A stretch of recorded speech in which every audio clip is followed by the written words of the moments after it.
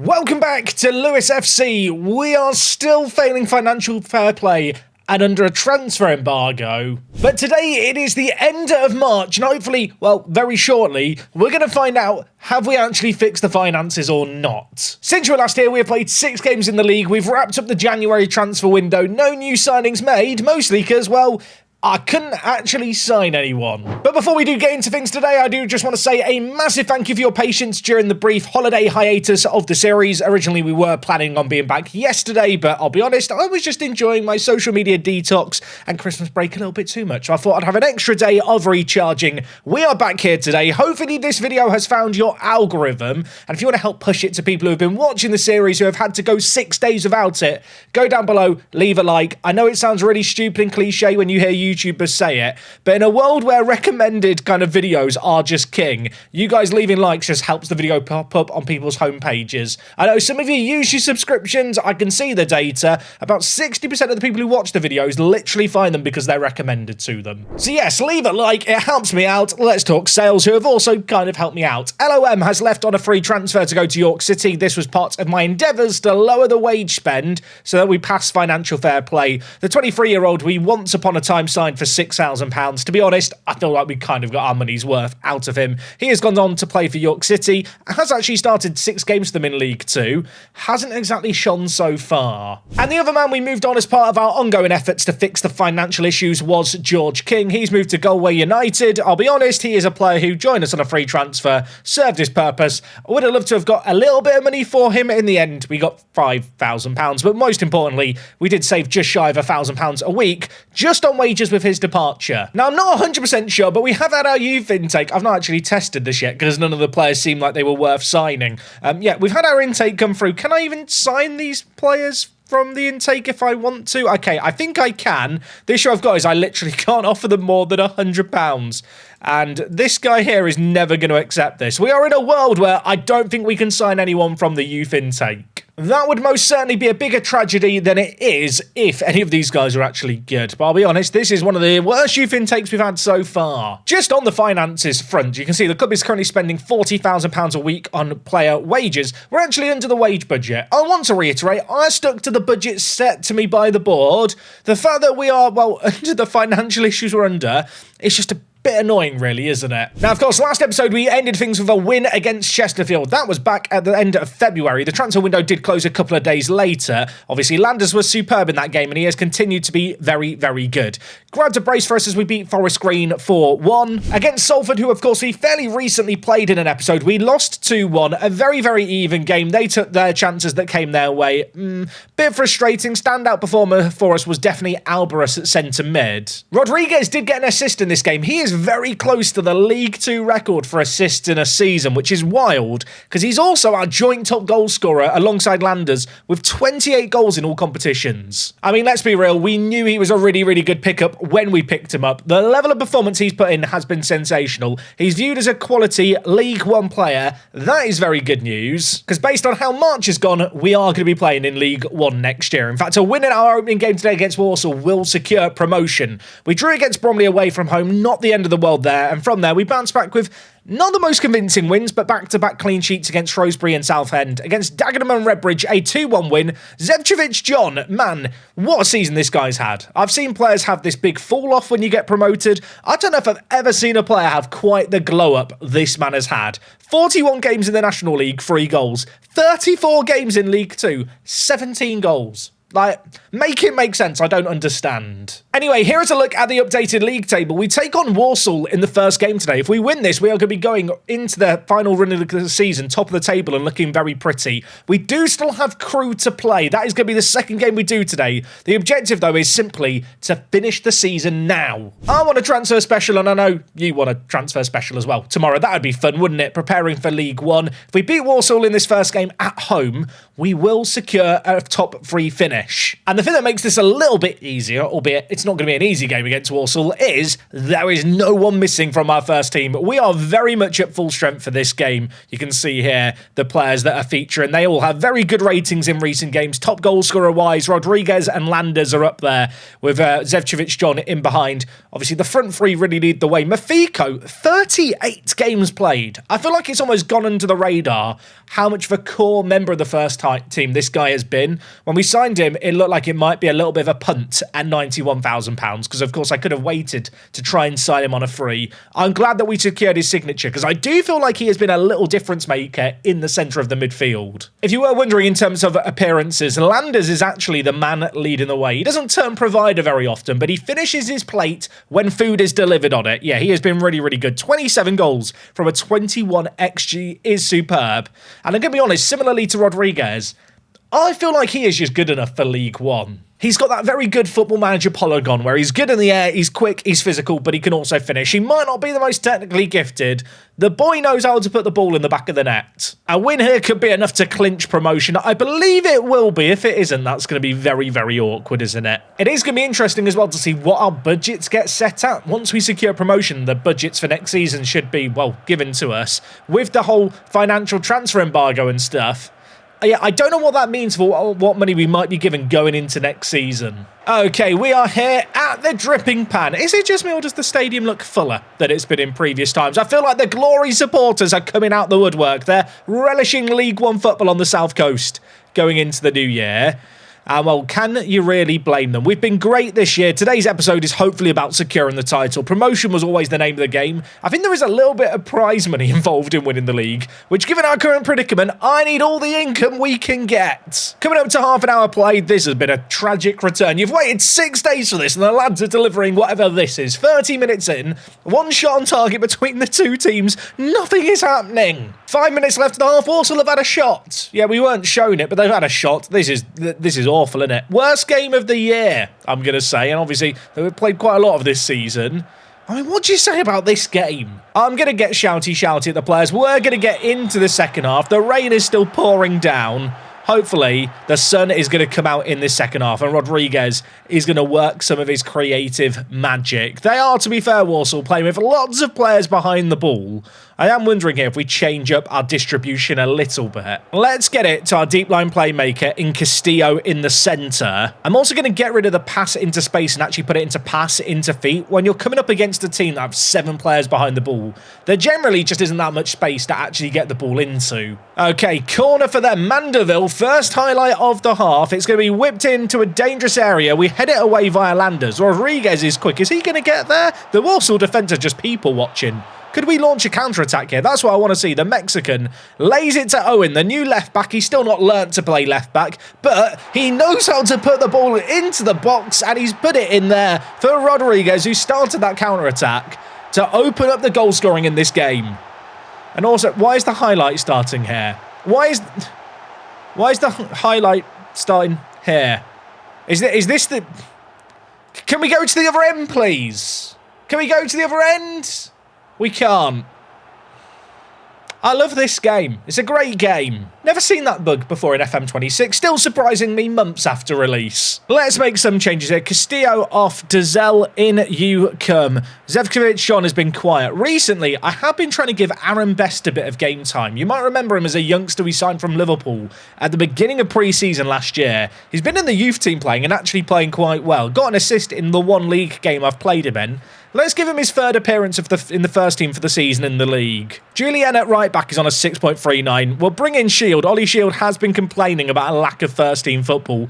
I feel like he is probably going to be a player who moves on in the summer. A crew playing at the same time we're playing here. I can't see if they are in the list of games because it doesn't show all the games. But apparently they are moving up, so presumably they are winning. 5 minutes left in this game. This has been tragic. I'm not going to pretend to, butter this up. This is like putting lipstick on a pig and pretending it's been nice. It's not nice to look at. It's not been a pleasant game. The only thing that can make it worse now is if Walsall score in, the last 2 minutes of it. The ball's played forward. Alvarez wins it. It's not away from danger, though. I don't like this. We've kept them quiet for so long. Jealous. Warrington. Jealous. Just have a shot from the edge of the box that goes over.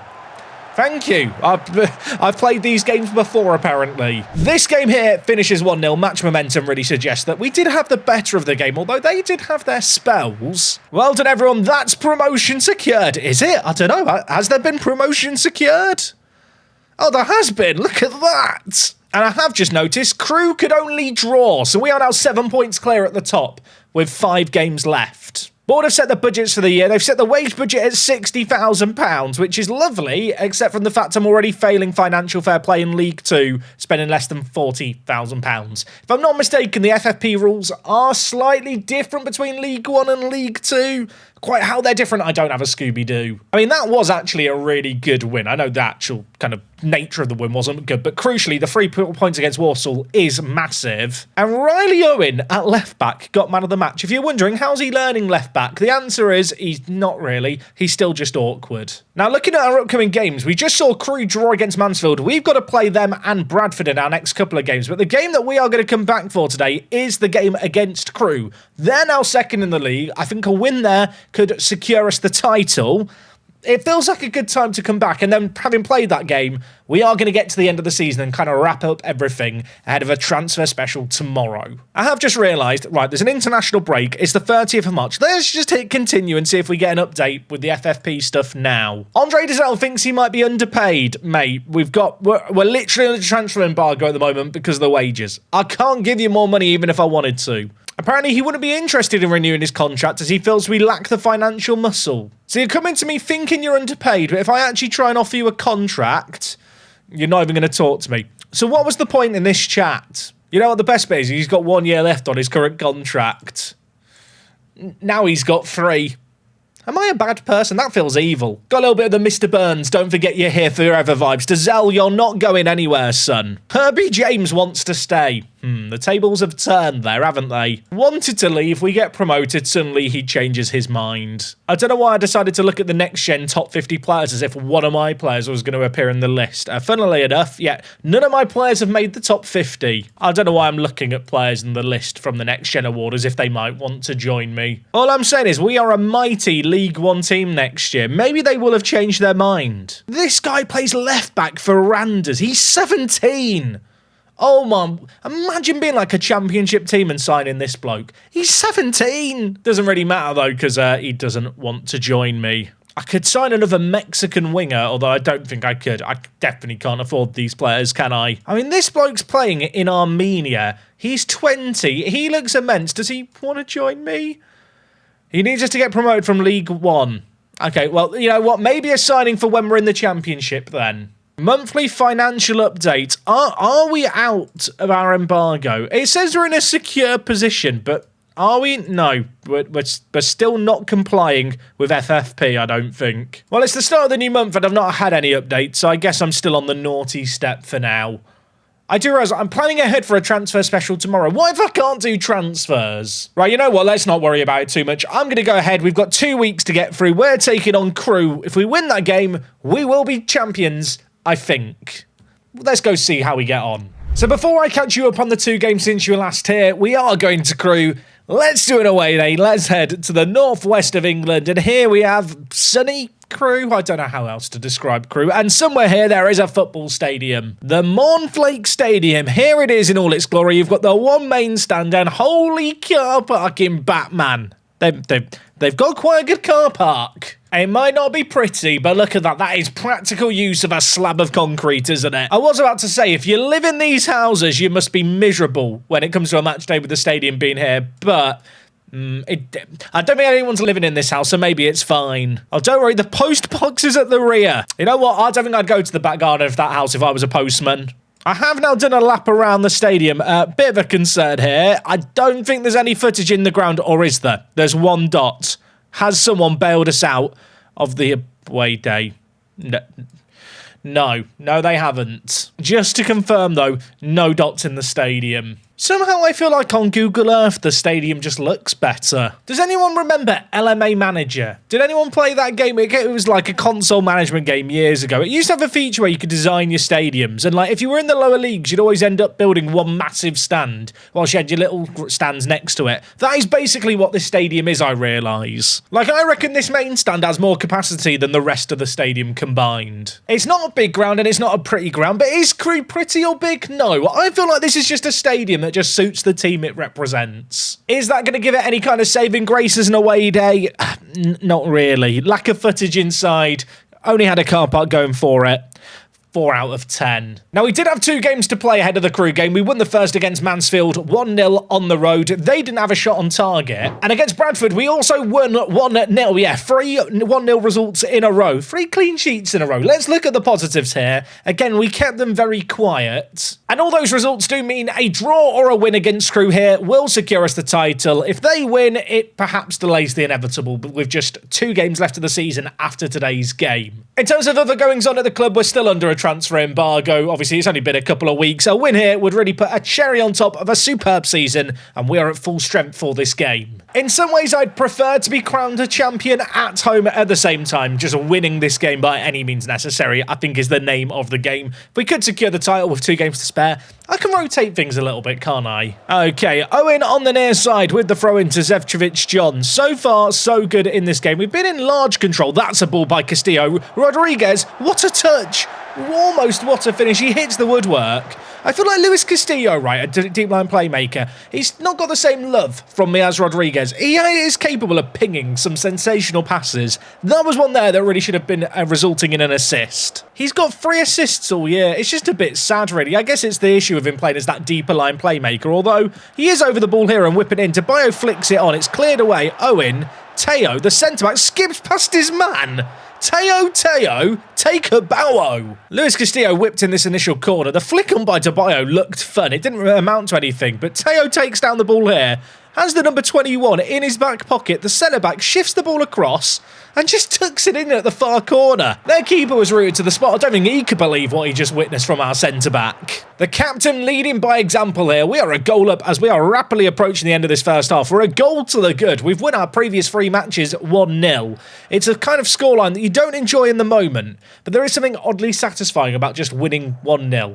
I don't know, maybe it's just me. It's like you've done barely enough, but also the other team never had a chance to win because they just couldn't score. Have made 4 like-for-like changes in the team. Richards and Best on in the wider areas. We've brought Egan Riley on at centre-back and also Ollie Shield on at right-back. It may well be the last time that Ollie Shield features in a Lewis FC shirt in a live commentary. I do feel like he's kind of run his course in the first team. The screamy angry boy has been a great player for us. I'd love him to end things on a high. Imagine if they scored because I decided to get sentimental. I mean, that's why he's leaving. He didn't even try and stop the cross going in. Keeney here, who we know is a very good player, just knocked it past his man, floated it to the back post. I don't know if maybe Owen could have done better there at left back. Either way, squeezes past Ranson at the near post. I should point out, we only need a draw in this game. A draw is enough to secure the title on the road. Obviously, the clean sheet has now gone. It has actually been a very, very even game, this one so far. 4 minutes left here. It is still 1-1. They've actually had the better of the chances in this second half. I think that might be a side effect of making changes like we did. But the fresh legs, they've not cost us. We are going to get the draw here. We are going to secure the League 2 title. I do always feel like this is the easiest division to take a step up into, but you know what? We've taken that step with relative ease. We are going to secure the title with 2 games to spare. We might not be passing financial fair play. We might not be prepared for League 1, but you know what? We are going to enjoy this moment right here and now. I do like the little cutscene at the end of this season. It is annoying me a bit that the trophy is just floating.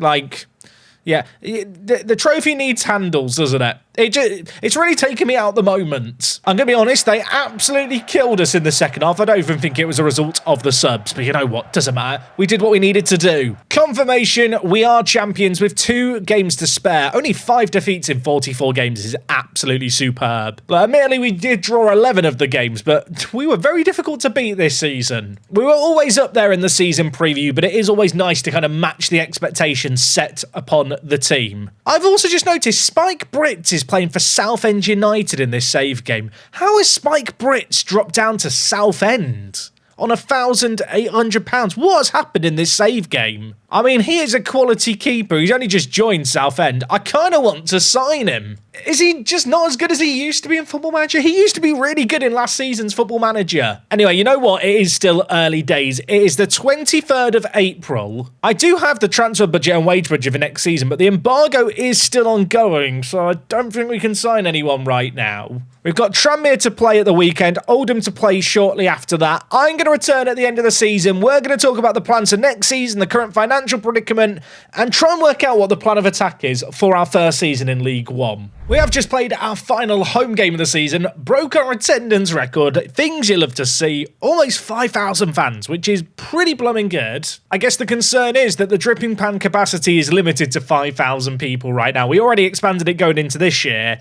It might have to be expanded in the coming summer. Ahead of the final game of the season, I have just released James Lilly from his contract. Bit of a shame that this one didn't work out, but he was only signed on a free transfer anyway. And this one I definitely have to just hold up my hands and say, look, I got it wrong. Josh Horn we signed for our National League season. We spent, you might remember, £63,000 on him. He did not play all of this year. I have just released him from his contract because he was on, I think, almost £800 a week. But with those players now released, we should now be passing our FFP check next time it comes around. Have just won our final game of the season, 1-0 on the road against Oldham. A lot of 1-0s at the end of the season, but you know what? Doesn't matter. We got the wins. And that final win there did take our total points to over 100, which is a really, really emphatic showing. In the end, Josh Landers got top goal scorer, golden boot, 30 goals to his name. Rodriguez actually came second with 28, which is really, really impressive. And Rodriguez also ended up with the joint most assists in the league, 17 to his name. I think it goes without saying,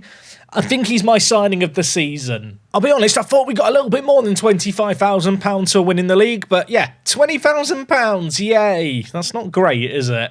And another thing that's not so good is the club's current financial predicament. There was a period of time where we had really comfortable finances. We were constantly making money. Going full-time this season has definitely had an effect alongside spending more on wages on players.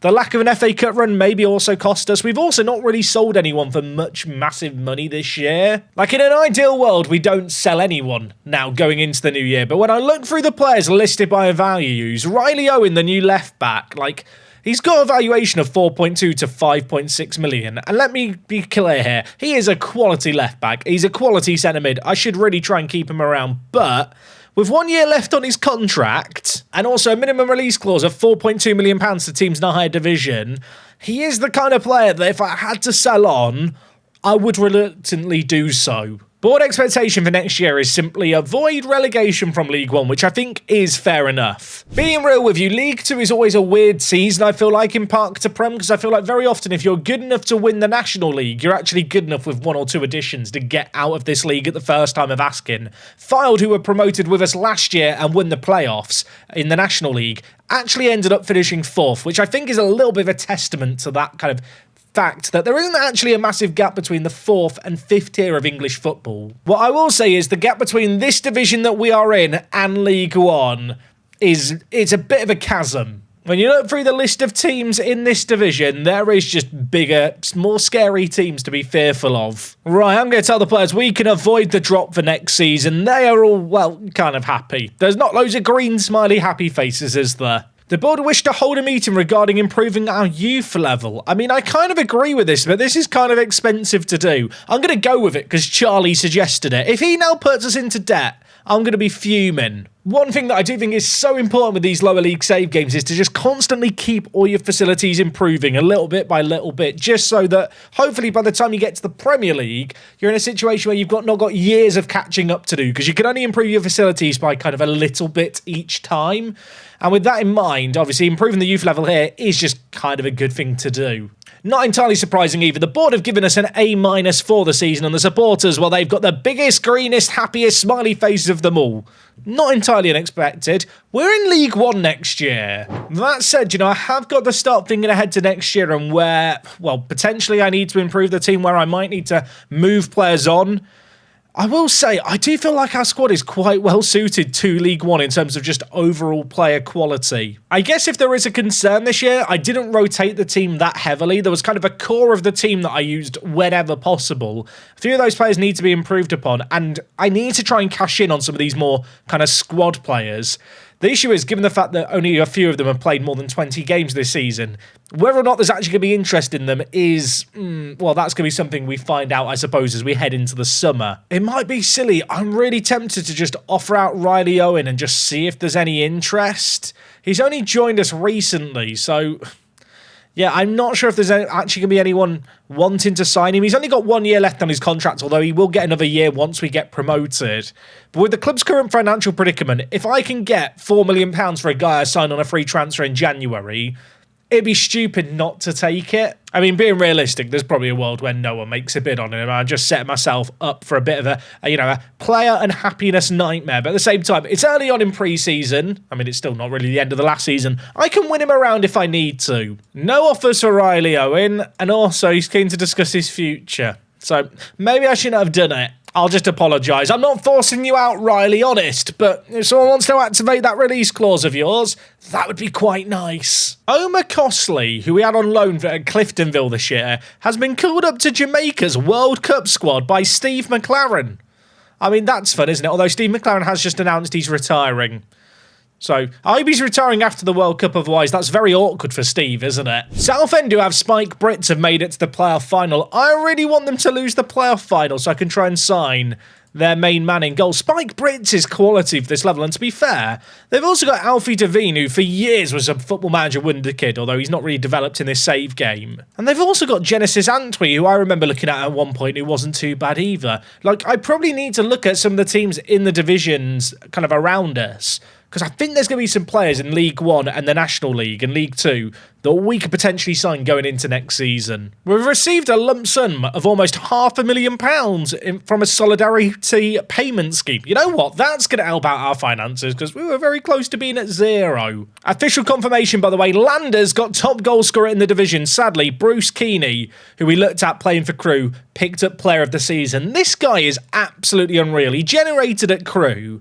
He is presumably going to get a move up the footballing pyramid this year. I have already looked to sign him. I can't afford him even though I wanted to buy him. What a mad player this guy is for this level. He got 26 goals and 11 assists for Crewe. We did get manager of the season though, so we got that going for us. And looking at the team of the year, Landers is in there for us. Rodriguez, Julien, Teo, DeBayo. So 3 of the back 4 are our players. Lincoln City's Wickens was the goalie of the season.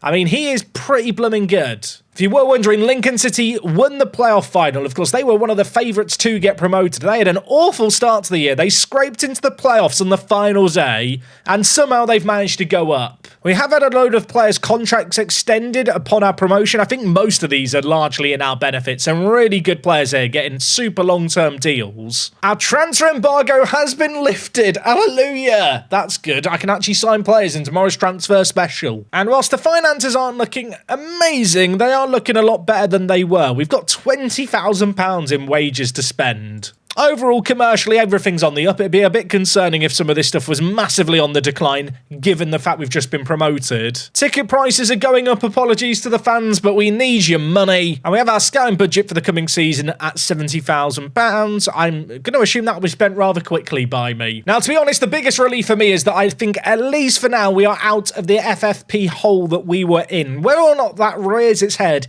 in League One remains to be seen. I've got the budget set here by the board. Presumably, we are just going to try and stick to them. I think between now and the start of next episode, I'm going to go through and review the first team a little bit, maybe try and sell on some players really early on in the summer, or at least demote them down to the youth team, and actually have a bit of a plan of attack, because to be honest, I'm not exactly sure what I'm thinking for this team going into next season. So if you've got any thoughts, let me know them down below. They could influence the way I think. I am a little bit concerned that Alberto Rodriguez has got some interest from some rather big teams, but you know what? We're just going to pretend that they don't exist, and hopefully no offers materialise. Anyway, folks, like I said at the top of today's episode, apologies, there was a brief little break in the series just over the holiday period. I hope you had a lovely break with your family, or if you don't celebrate Christmas, you just had a lovely week and were able to deal with the withdrawal symptoms of a lack of park to Prem. We're back now, we're back tomorrow. Transfer special. I'll see you guys for that next time. I'm out.